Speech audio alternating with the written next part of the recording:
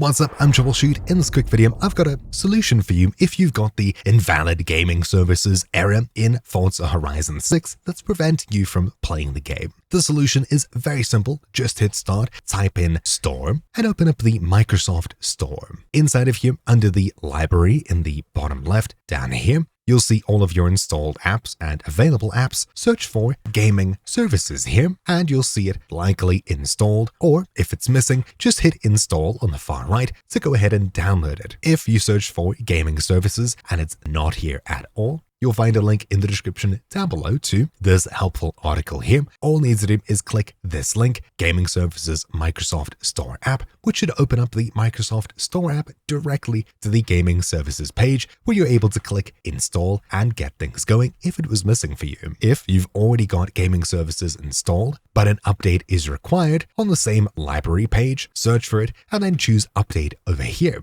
If for some reason you're not able to start Microsoft Store updates / install something, I'd highly recommend checking out the video linked down below called Fix Updates. It's a very simple script that I created completely for free that resets your Windows update in order to fix issues like being unable to install updates or being unable to install updates or apps in the first place from the Microsoft Store. Then you should be able to install it and get things going. If you're still having issues and Gaming Services is already installed, again, head across to the same link down below, Fix Gaming Services, and here you'll find a reinstall script. Simply copy this command over here, hit start, type in PowerShell, one word, and open up Windows PowerShell as administrator.